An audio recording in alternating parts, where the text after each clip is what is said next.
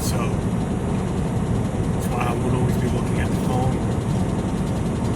But while I'm driving, I listen to news from everywhere.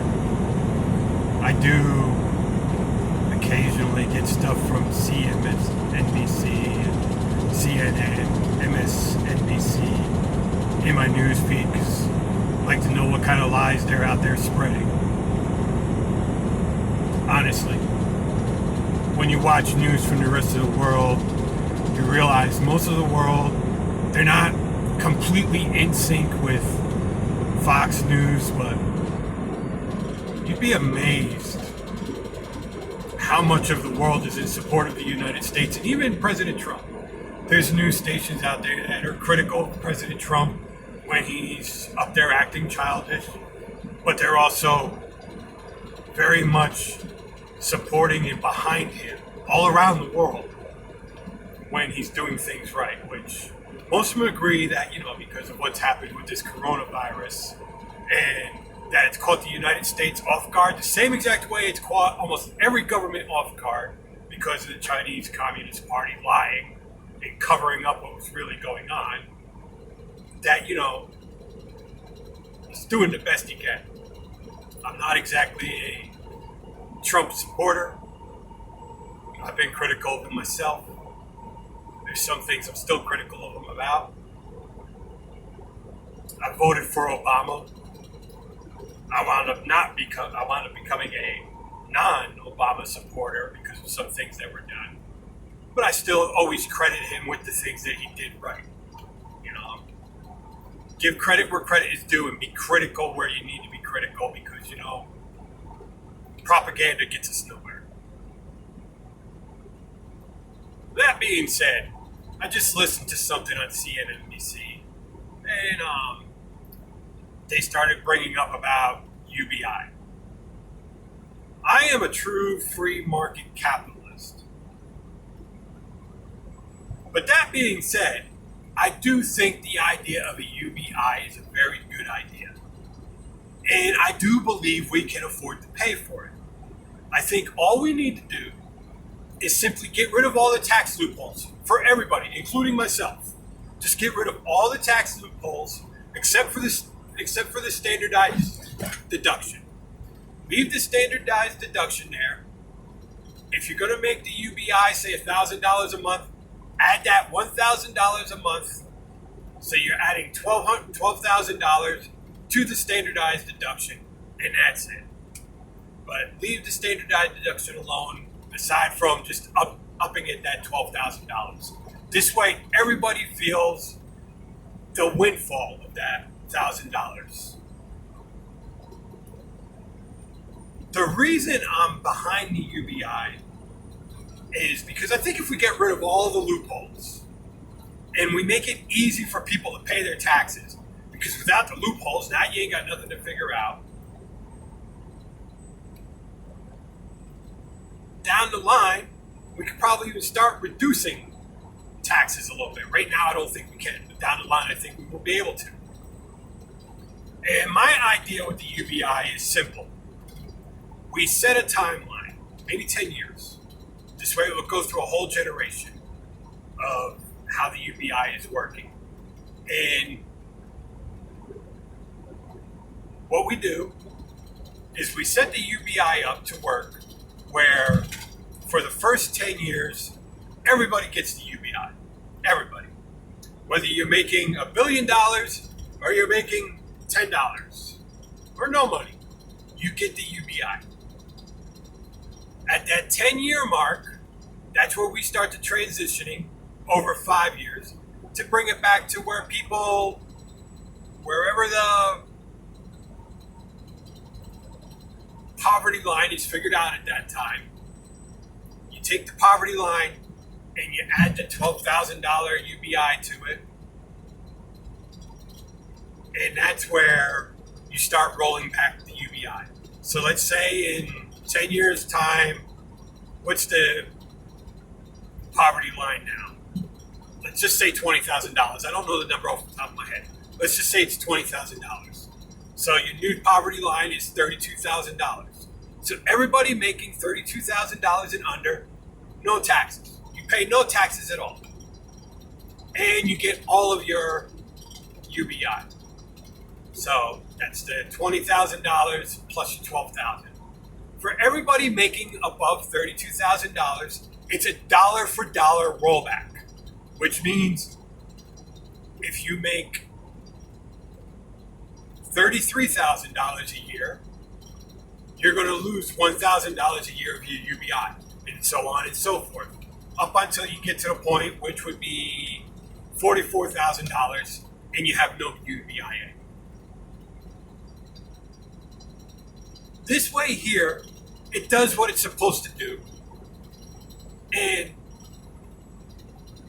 it will have a lower impact on what's coming out of the coffers.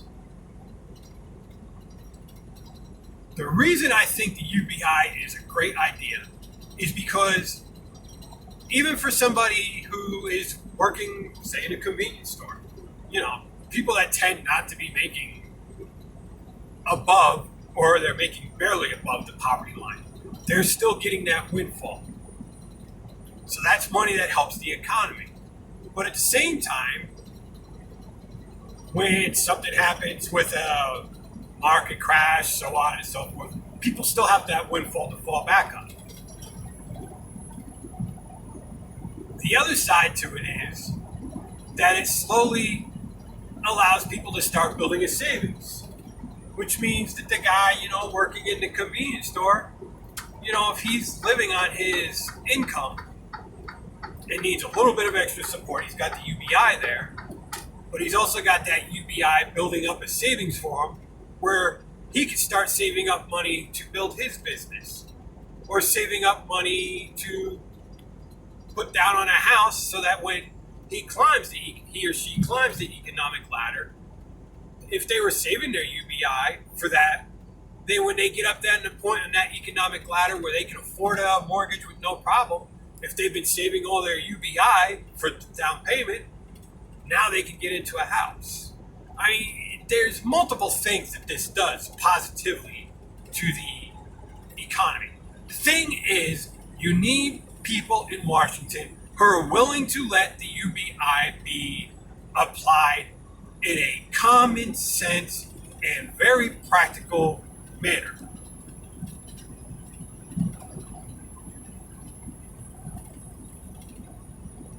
Because the UBI can work, but it's got to be applied properly. And it needs all the mechanisms around it to be working at the same time. When people are climbing that economic ladder, and this extra money is helping them climb that economic ladder, you're creating future taxpayers. By creating future taxpayers, you're creating future tax revenue. So if these people, for instance, are using their UBI and they're saving it up and they're building a business with that UBI, then you got businesses that, they can wind up getting in there and they can compete with other companies, which works under free market principle of competition because you got rid of all these loopholes. Another thing we got to get rid of is subsidies. I do not support subsidies. I am very much anti-subsidy. That's another thing we get rid of with this, is the subsidies. Like I said, down the line, as the tax revenue is showing that it's building and it's working and doing what it's doing, we can start rolling back the tax rates. There are ways to use the UBI to the advantage of both the citizenry and the state government, the local government, the federal government. All these things can be used to the advantage of them because it's building taxpayers. The reason the UBI right now is going to have so many obstacles with working is simply greed. Let's be honest about it. It's going to be simply greed. People aren't going to be willing to let go of the loopholes. People aren't going to be willing to let go of subsidies. They're not going to be willing to let go of all the crony capitalism that is fueling the market right now. And because they're not going to be willing to let go of the crony capitalism, That is why the UBI can't work. And that's really fundamentally the biggest obstacle to the UBI. Because like I said, we're one of the richest nations in the country. There's no reason why we can't use a UBI. Like I said, $1,000 a month isn't a lot of money. It's not enough in general. I mean, you got some people who they're going to find a way to game that system just like they do now in the welfare system, but they're going to be less of them that way. But in general, most people, they're going to use that $1,000 a month to lift themselves up out of poverty. Most people do not want to live in poverty. The other thing I like about the UBI is it gets rid of the revolving welfare door. If you set it up the way I said, where, we find a dollar point where we say this is where it's going to work. Maybe the dollar point will be higher. I don't know. I don't think it should be lower than the poverty line for sure. Maybe it will be higher. Whatever that number is that they decide, it should definitely be above the poverty line. That's for sure. But the thing is, people don't want to stay poor. People want to become richer. The problem with this whole concept on the political side of it is the progressives in Washington, D.C. do not want people out of poverty. The problem with people raising out of poverty is they become conservative fiscally. And when people become fiscally conservative, then they realize that what progressives really are. I'm a liberal. I'm a true liberal. And I support the idea of a safety net. But I also believe in true free market principles. I believe in as little government interaction as possible in the market. I do think things like, for example, the EPA. The EPA has been abused and misused in so many ways to hold back people from being able to lift up and compete with people who've already established their business. That's one of them things that's part of the crony capitalism. I think the EPA, when applied correctly, is a good thing. It's something we need in the government because we shouldn't be just throwing batteries in rivers. I agree with that. We shouldn't be just dumping toxic chemicals in the river. I agree with that correctly. But when you take and you build a hole so that you can use reclaimed water for your garden or your farm, and then the government comes in and starts manipulating what you can do with that hole that you built because they're saying that's now wetland. That's abuse of the EPA. So there are things that are being abused by the EPA. It's obvious. But there are things that, we do need certain things in place. The government's a necessary evil. We got to face that. It's a necessary evil that we need there in place. The thing is, we need to keep that necessary evil in check. And right now, that necessary evil is way out of check. And we need to ring it in and bring it back into check. And I think when we start bringing it back in check, things like the UBI are those things that will allow people to raise up on that economic ladder. It's a smart investment in our country. And I think it's a great tool rebuilding towards welfare reform. I don't think we should just wipe the slate clean of welfare recipients and throw them underneath the bus. That's stupid. That's what I don't like about welfare the way it's set up now. Because as I said, the way I think the UBI should work, where when you hit that certain dollar point, then it goes dollar for dollar, welfare does not work for that way. Welfare is meant to keep you trapped in welfare, and if you try to get out of welfare, it throws you completely underneath the bus, and then you wind up back in welfare. If welfare was set up where you hit this dollar point, and then your welfare was reduced dollar for dollar as you raised up the economic ladder, welfare would work. Welfare does not work in this country because it is set up not to work, because it does not roll back dollar for dollar when you hit a certain dollar point. It says, oh, you hit this dollar point, and they throw you underneath the bus and they force you back into poverty. That is the way it has been set up. That is why welfare does not work. And that is why, so many people game the welfare system. And the system was set up so that people would game the welfare system. The system itself is set up to make that happen. Because of that dollar for dollar rollback does not exist, which it should. If it did, you wouldn't have as many people gaming the welfare system. Yes, there will always be somebody out there gaming the welfare system. You can. It's just, again, it goes back to the greed. Some people just don't want to work. That's true. There are some people on welfare that don't want to work. The majority of people on welfare, though, they want to work. But the welfare system is set up so that they cannot climb that economic ladder, because they say, okay, here's your cutoff point, but the only way for you to really have a true fighting chance, you got 3 rungs above you. And that is why welfare doesn't work. So I think if we set up the UBI and we set it up the right way, and we put this, like I said, I think the 10-year mark is a smart mark. And the reason for that is it will go through a whole generation.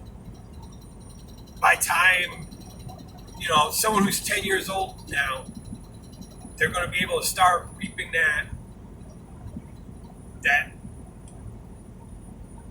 UBI when they get into the working place. And because of that, it's going to sustain them through. And as they climb the economic ladder, that UBI will be there to back them up.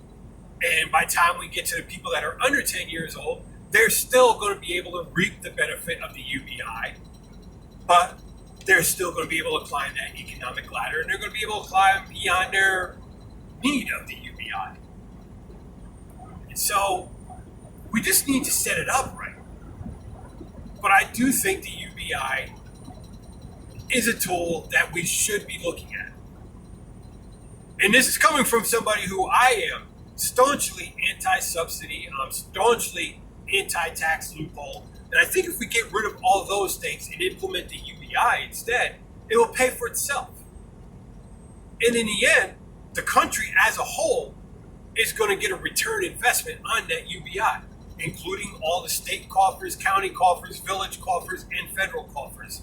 Everybody, the individual, all the way through all the steps of government to the top, the federal government, will benefit from the UBI. And in the end, we are going to see an actual return on it. So I do support the UBI. And that is why I support the UBI. As much as I am against government intervention on most levels, I do think the UBI in that area, it can work. It just needs to be applied correctly. Unfortunately, politicians, like we saw Nancy Pelosi do, look at the way she held the American population hostage. That is not the way this thing should be done. We need them to get in there and just a reasonable level. If they want to go above the poverty line, it needs to be a reasonable level. You can't have people making $100,000 a year collecting UBI. Right now, like I said, I think right now everybody should just get the $1,000 a month, and we roll it out. And this is what we set it up for, with a 10-year timeline, where this is what's going to happen in 10 years. And then everybody will have taken advantage of the UBI now, And the people that will need the UBI will be able to take advantage of the UBI in the future. And it's going to still apply the same way. But it will only be going to the people that can really use it and are really using it. And when you get above a certain level, like I said, I think it should be the poverty line. If you want to say $10,000 above the poverty line, then it would be $30,000 instead. But you know, when you hit that dollar mark, then it's a dollar for dollar rollback. Not this, oh, you hit this mark, we're going to throw you underneath the bus. Because it does not work. And we know it does not work. And we have welfare to prove that it does not work. So, you know, now that all this talk is coming out about UBI, it's time for people to start thinking, okay, if we do, can we use this UBI to the advantage of every single individual in the country? And can we make this where everybody will get to see the benefits of UBI in the future? And it's a very simple formula. And all we need to do is, as a country, demand that if we do bring this UBI in, this is the way it should work. This is the way we want it to work. This is the way it should work. And the biggest mechanism in that UBI that we must